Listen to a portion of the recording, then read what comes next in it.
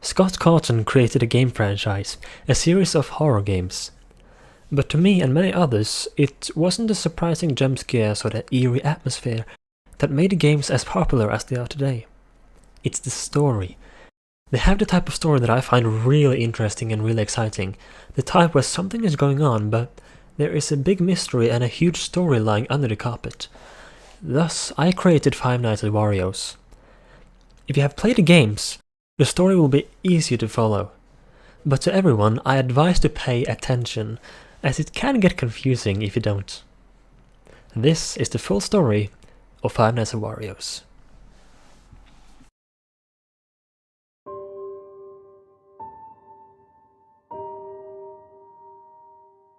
Rosalina, Queen of the Cosmos, always watching over the universe where the Mushroom Kingdom is located. But this is not the only universe in existence. Universes exist in an infinite amount, all coexisting in perfect balance. Thus the Mushroom Kingdom exists in many variations, similar yet different, in parallel universes.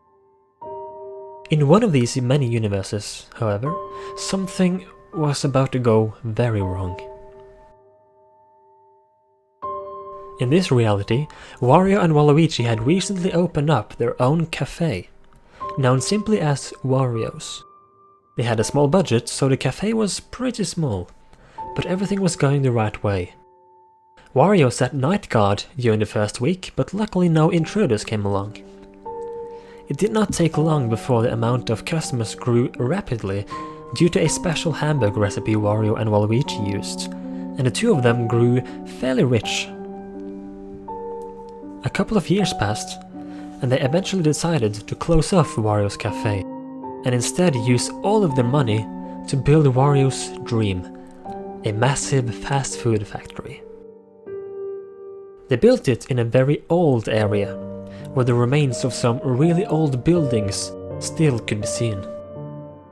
The factory was built on top of these ruins, as no one was using the spot anyway. However, they quickly figured out that it was too much work for both of them, running a big factory all by themselves, so they hired Mario and Luigi, and even the princess came by now and then to check on how things were going, before she eventually started to work there herself from time to time. Still, Wario realized that they slowly went corrupt. The factory didn't get him nearly as much income as he had thought. Then one evening, as he was about to close off the factory for the day, he saw something old sticking out of the dirt just outside the front door. It was a book, an ancient book from the 14th century. It was a witch's book, a demonic ritual book. Turns out the factory had been built on top of the remains of the cabins of an ancient witch coven. Wario, willing to do anything for money at that point in order to save his factory, decided to read the book and also go through with one of the rituals. In the end, the factory got cursed. He sold his and his co-workers' souls to demonic forces in change for riches. The effect was their souls were doomed to become cursed with grief, anger, and confusion. Only after death eventually comes.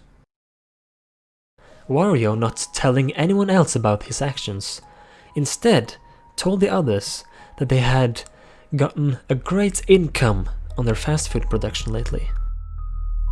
The others were filled with joy, until one day, someone broke into the factory in hope to steal the secret hamburger recipe. His name was Bruno Gate. Hiding in the basement, he panicked as he heard footsteps in the stairs. He used his chance and killed off the 5 workers, one by one, slicing their throats, stabbing their chests. Luigi got hung by his neck. Mario got his head chopped off. Wario fell last. His black dress got blood splatters on it, and his black hat on top fell off as Wario hit the ground. the thief managed to get away in panic without finding any recipe. It was here that the souls of the 5 workers fell victim to the demonic curse. Instead of going to a heavenly paradise for rest, the souls returned to their bodies, possessing them, bringing them back to life. The demon-like people were now filled with hatred and grief, and could not think of anything else than revenge on everyone for what happened to them. And the only way to lift this curse was to defeat grief itself. The Rosalina of this reality saw this and understood the danger in what had happened and what could happen. She knew that due to the curse, that they would not stop killing people, maybe not even if they managed to kill their murderer. She only saw one solution. She created a portal that bended space-time. The portal sucked out the cursed souls of the 5 bodies, and by sending them through the portal, she sent the souls back in time, in hope that this would undo what had been done. She tried to send their souls back in time to a time before the curse was active, before Wario went through with the ritual. What Rosalina did not know, however, was that it created a paradox. She did not know that the demonic curse transcended time and space. The souls had been sent back in time with the curse still attached to them. This meant that the past had now been changed. A change in history had just been made.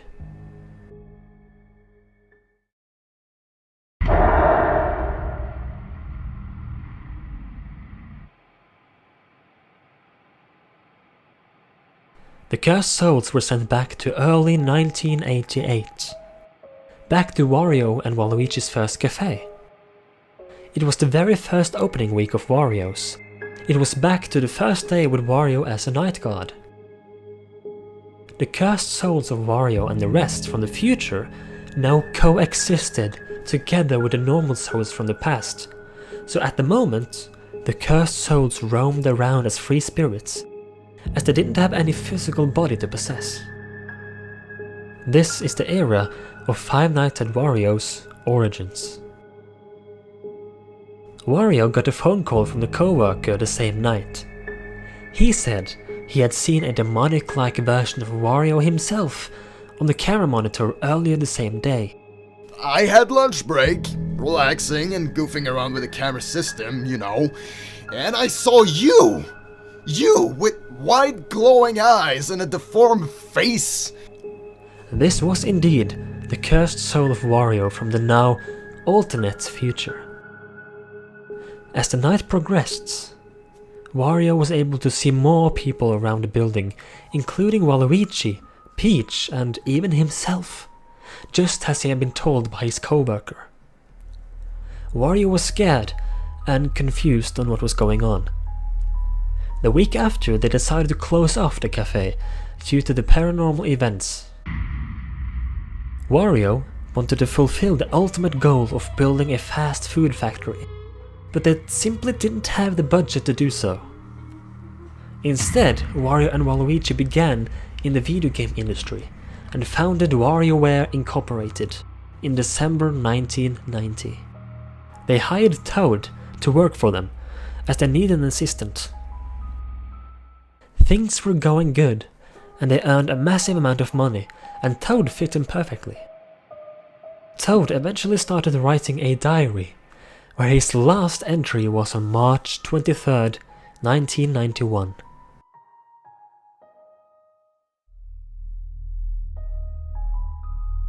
Bowser had been lurking around the business for days, and Toad was scared, so he hid inside a cabinet in the tool storage of the building very often. The following day, Bowser burnt down the building, turning it into ashes. However, as the fire spread and the building started to collapse, he too died in the fire himself. Bowser's body was found, and later buried under the ruins of WarioWare Incorporated. What the police did not find, however, was Toad's body. Hiding inside the cabinet, he too had died in the fire. Using the money they had earned, Wario and Waluigi finally built the fast food factory. The factory was advanced, so they really didn't need any more employees this time around. The factory was mass-producing the special hamburgers, and the name Wario's was starting to go viral. To celebrate, Wario got himself a Wario Man costume, which he used in different settings for mascot purposes. Then, one day, the thief, Bruno Gate, who also did the same thing in the first timeline, entered the factory early in the morning, waiting in the cellar. He was after the secret recipe. He found the Wario Man costume before saying to himself, "I can use this." Wario was alone in the factory for a while this day, sitting in the office, when he saw his Wario Man costume moving through the cameras.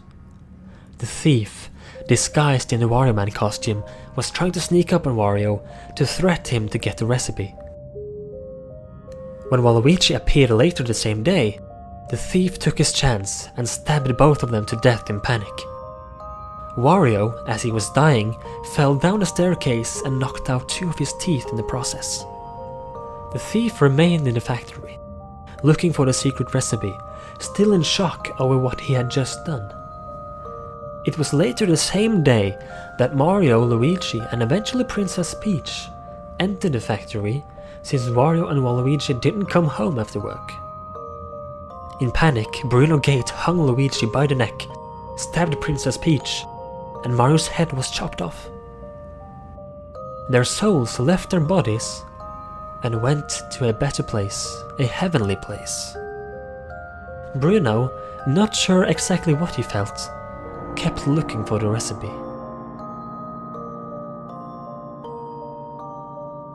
However, the cursed souls of the 5 had followed them throughout the years, after being sent back in time from their original timeline and after haunting the first Wario's Cafe. They now entered their respectful dead bodies and brought them back to life. Cursed with grief and confusion, the souls used their bodies to get revenge on the murderer. They took Bruno's life. But the curse was still not broken. They would still keep looking for him, the one, the murderer, even though he already was dead, and they would kill anyone in their path. They remained in the factory, waiting for someone to open the doors and come inside. And they would wait for years. The normal souls of Mario, Wario, Luigi, Waluigi, and Princess Peach had reached a paradise of peace. The soul of Bruno, the murderer, however, could not rest in peace. He had a guilt he could not rest with, but he couldn't understand it yet. Because of this, he too remained in the factory, together with the cursed spirits of the original 5. Only he remained in spirit form, before eventually possessing his dead body inside the Wario Man costume. The factory was quickly shut down and closed off. People passing by would sometimes see faces in the windows, and others would get an unpleasant feeling running down their spine. Some claimed the factory was haunted or even cursed.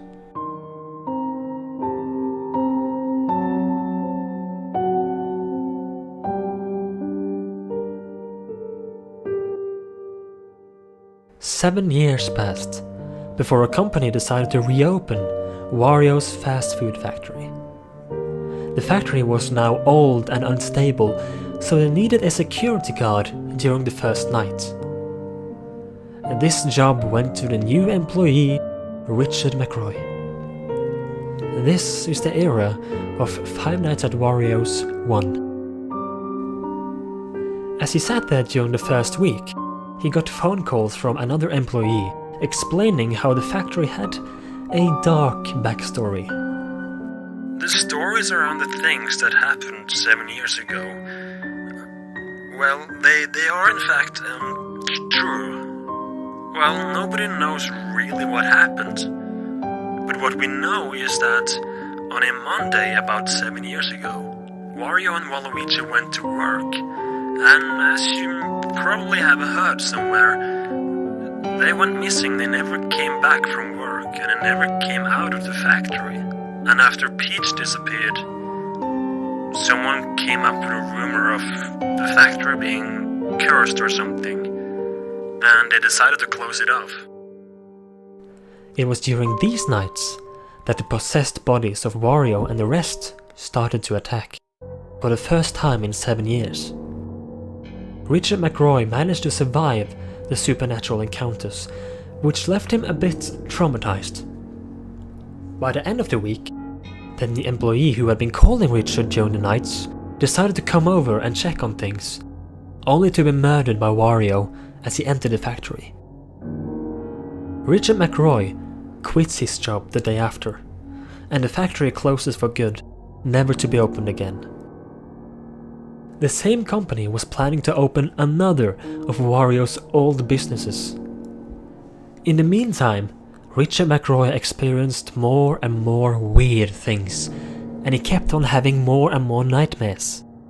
He had nightmares of him watching a TV screen he could not move away from, and the demonic apparitions from the fast food factory would appear in the different TV channels, trying to leap out into his face before he would wake up and sweat. This is the era of Five Nights at Wario's 4. This was the cause of the cursed spirit of Luigi, who had left his own body to slowly try and possess Richard McRoy over the coming months, leading up to the reopening of another of Wario's old businesses. 3 years after the closure of Wario's fast food factory, WarioWare Incorporated was rebuilt and reopened. Wario understood that this had been planned. He knew they would reopen WarioWare Incorporated, so after the reopening, he brought the rest of the gang over there, and they would continue the kills of grief they had already started.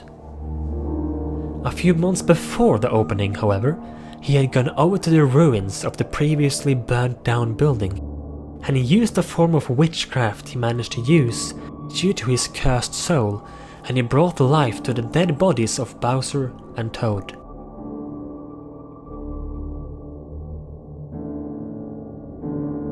Their soulless, dead, zombie-like bodies would be used to further Wario and the gang's own good. He also sought out more victims to add to his demonic army. He searched out Yoshi and Ashley, as they were 2 weak victims, and cursed their souls too, adding them to his murdering army. At the same time, the now almost possessed Richard McRoy got the job there since he had already worked in the industry before, back in the fast food factory. It was all going to Wario's plan. He and the rest of the crew would not stop killing until they had killed everyone who resembled the murderer just a tiny bit. That was their curse. The newly opened WarioWare Incorporated also needed a night guard. This job was handed to the young Thomas Taylor, and Richard McRoy would call him each night to give him instructions, but he would also clearly become more and more possessed by the evil Luigi with each night. I see you're enjoying our little game. How has your day been? I'm sure it's been full of joy. You're halfway there, friend. Only the most difficult part remains. Someone's been waiting for you, so you better give them a warm welcome. You cannot run anymore. Thomas Taylor. This was the era of Five Nights at Wario's 2.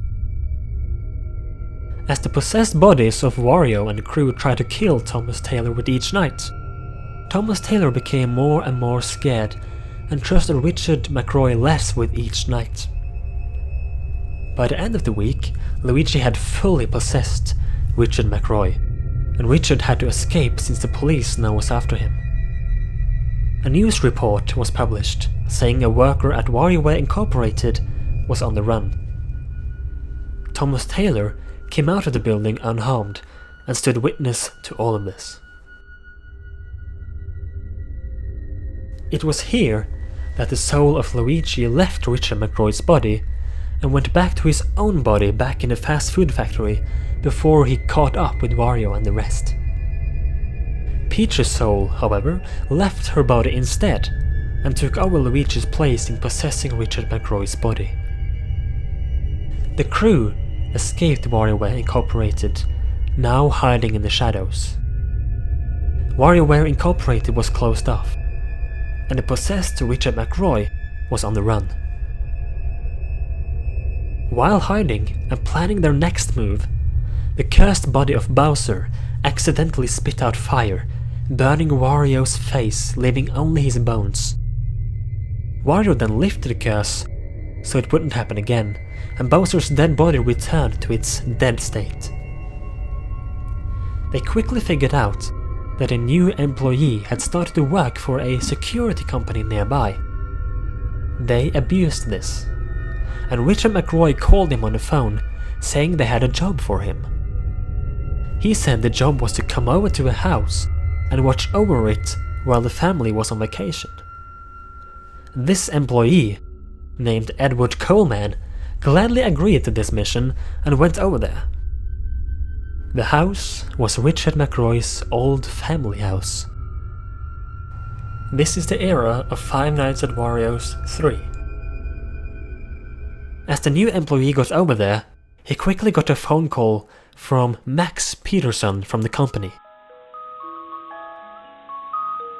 Max warned Edward Coleman about all of this, and he said the house he was in probably was haunted. Hello? Oh, thank God. You're in the house, right? Allow me to introduce myself. My name is Max. I'm one of the employees at your new job, but that's not important right now. What is important is for you to get out of there. I know someone hired you to watch over the house tonight because the family who is living there is on vacation, blah, blah, blah. Well, I don't know who told you that this house needed some sort of protection, but I'm pretty sure it was a prankster. You need to get out of there. That house you're in is apparently extremely haunted, and according to some files I have here, nobody has been living there for years. Hey, good evening, it's Max here again. Hey, listen up, because I've, found some crazy information today. The ones who used to live in the house you're in right now were the McRoy family. Though that was a very long time ago, there was one child and Mr. and Mrs. McRoy. Although it's not really a familiar name to me. McRoy... Nah, it just doesn't ring any bells with me. Wario and the rest of the crew went over there and tried to kill Edward Coleman for several nights. He managed to survive for days by hiding in different rooms. It was at this point that the soul of the original killer from the fast food factory, Bruno Gate, fully knew what he had done. He felt that he had to apologize to the others in order for him to bring peace to himself.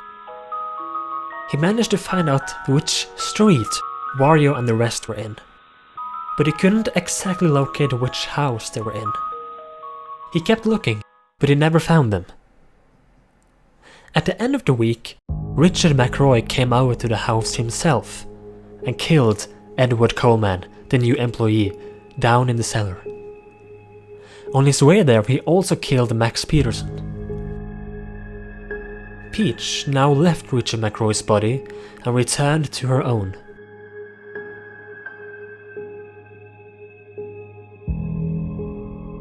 Wario, Mario, Luigi, Waluigi and Peach now continued on their way.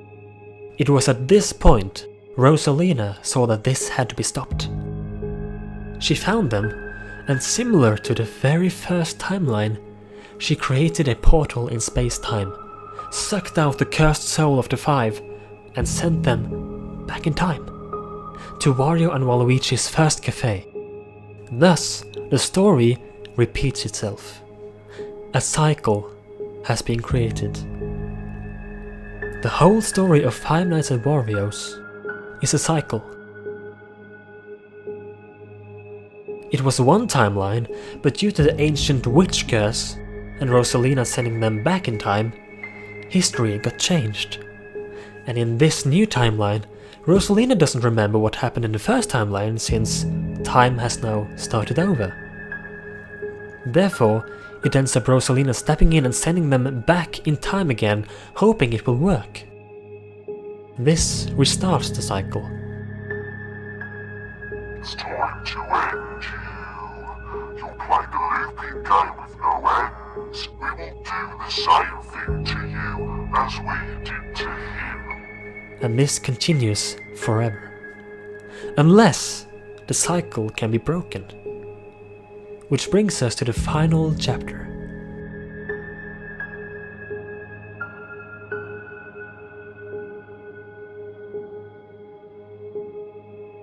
There's only one way to break the endless loop. And that is to lift the curse. Otherwise, Rosalina will keep sending them back in time. The only one who is able to lift the curse is Edward Coleman, the new employee in the security company. Inside Richard McRoy's house, there were pieces of a music box that Richard owned when he was a kid. Edward Coleman managed to assemble all parts, and when he was down in the cellar, he played the music box. The original killer, Bruno Gate, who wandered in the Wario Man costume in the streets outside, heard this music box. He immediately went inside the house and down in the cellar. And it was there that Wario and the crew met the killer again after so long.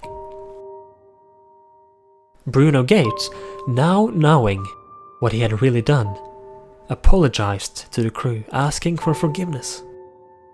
Forgiveness was the only thing to defeat grief. It was the key to defeat the curse.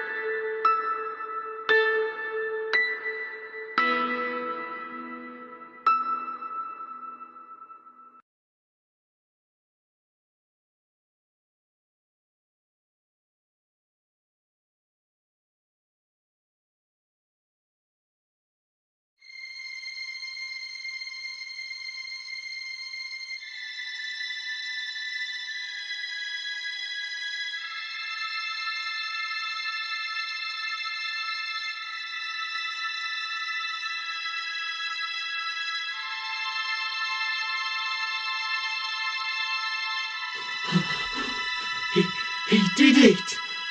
He apologised! He apologised for them, for what they did to us. I can feel it. Their forgiveness has brought peace to both him and them. I feel relieved.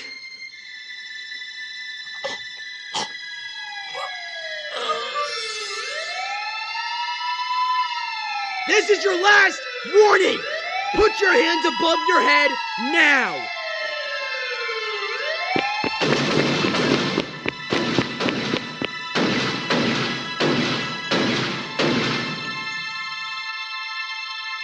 I am free.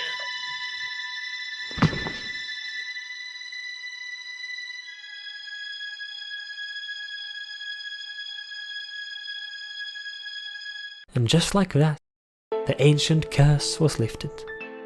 The souls of Wario, Luigi, Mario, Waluigi and Peach went to a heavenly place. Richard McRoy now returned to normal, as Peach left his body. However, the police quickly found him and shot him to death immediately. The curse on Ashley, Yoshi, and the dead body of Toad was also lifted. There was no longer any reason for Rosalina to make a jump in time. The cycle had now been broken. The souls of Wario and the rest were now at peace. The soul of Bruno Gates was now at peace. And no one ever found the ancient evil that was hidden beneath the closed-off Wario's fast food factory. And that is the full story of Five Nights at Wario's. What I want to do is to say thank you to all of you who has watched these videos, watched my previous videos, played my games, and supported my games. If you enjoy this, I really hope you will share it around, share it with others who might be interested, because this is a video I put a lot of work into. Not only just the video editing itself and the recording, but building up the story. So if you could share it around, it would be greatly appreciated. And if you like it, dropping a like rating on this video would also mean a whole lot. If you want to see more videos from me, make sure to subscribe. Again, thank you so much for watching, thank you for playing my games, and I will see you all on the next video.